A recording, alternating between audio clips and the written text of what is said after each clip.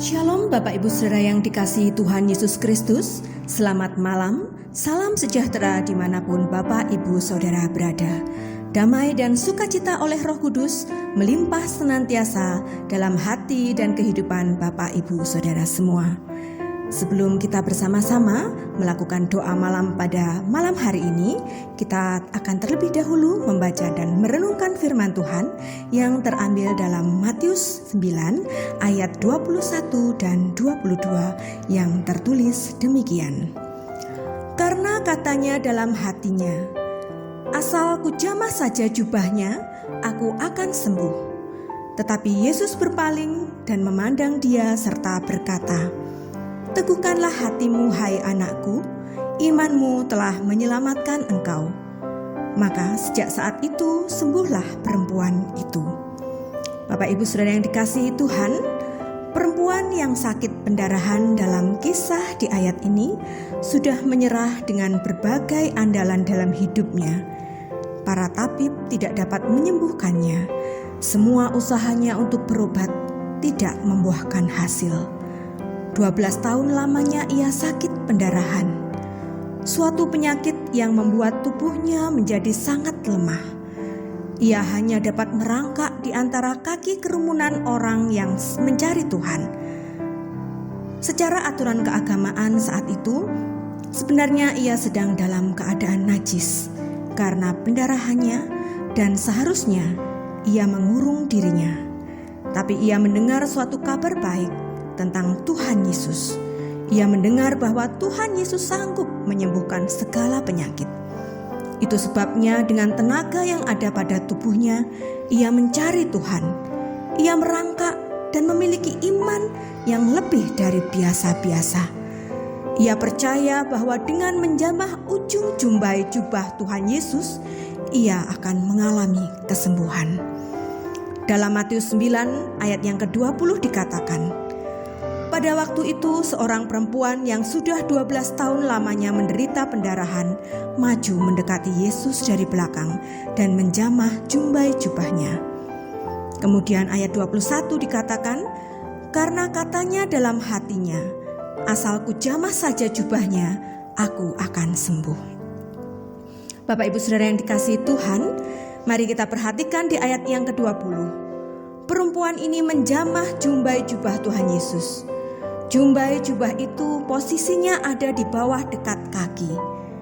Jadi dapat dipastikan bahwa perempuan ini merangkak untuk mendekati Tuhan Yesus. Ia pasti melakukannya dengan penuh kesungguhan dan mengerahkan semua kemampuan tenaganya yang ada. Banyaknya kerumunan orang dan suaranya yang lemah akan kalah dengan suara orang-orang lain yang terdengar. Tapi dalam kelemahannya itu dan dalam keadaan yang sulit itu, imannya timbul. Ia tidak menyerah dan itulah imannya sendiri. Imannya pribadi kepada Tuhan. Asal kujamah saja jubahnya, aku akan sembuh. Dan oleh imannya itu ia pun mengalami kesembuhan dari Tuhan Yesus. Bapak Ibu Saudara yang dikasihi Tuhan, Tuhan tidak membatasi bagaimana wujud iman kita. Yang penting kita bersungguh-sungguh hati kepadanya. Jangan kita beriman berdasarkan perkataan orang. Iman itu harus lahir dari dalam diri kita sendiri. Harus ada di dalam hati kita sesuai dengan firman Tuhan. Bukan sekedar iman yang ikut-ikutan, tapi iman yang dilandasi kepercayaan kita sendiri yang sungguh-sungguh kepada Tuhan. Bapak Ibu Saudara yang dikasihi Tuhan, bagaimanakah iman Bapak Ibu Saudara hari-hari ini?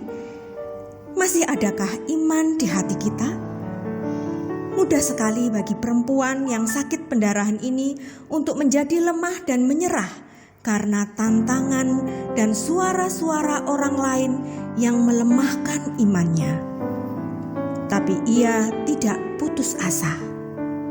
Ia bergerak, ia maju, ia melakukan bagiannya. Ia mencari Tuhan dan menjamah jumbai jubah Tuhan Yesus. Sepanjang kisah kesembuhan yang dilakukan Tuhan Yesus yang tercatat dalam Alkitab, hanya inilah satu-satunya kesembuhan yang terjadi karena iman yang berbeda dari biasanya. Iman perempuan ini sungguh luar biasa. Hanya dengan menjamah jumbai jubah Tuhan Yesus, ia disembuhkan. Mari Bapak Ibu Saudara yang dikasihi Tuhan, kita miliki iman yang kuat kepada Tuhan. Kita miliki iman yang mengatasi keadaan. Kita perlu iman yang kokoh kepada Tuhan. Iman yang sungguh-sungguh. Tuhan ada bersama dengan kita. Jadi, mengapa kita lemah dan gelisah? Mengapa kita harus cemas dan takut menghadapi berbagai tantangan hidup? Jangan takut Bapak Ibu Saudara yang terkasih. Jangan gelisah hati. Tapi kita jalani hidup ini dalam iman. Berjalanlah dalam iman sesulit apapun hidup Bapak Ibu Saudara yang terkasih. Karena dengan iman itu, maka segala sesuatu akan menjadi mungkin oleh kuasa Tuhan. Tidak ada yang mustahil bagi Tuhan. Orang yang benar akan hidup karena percayanya.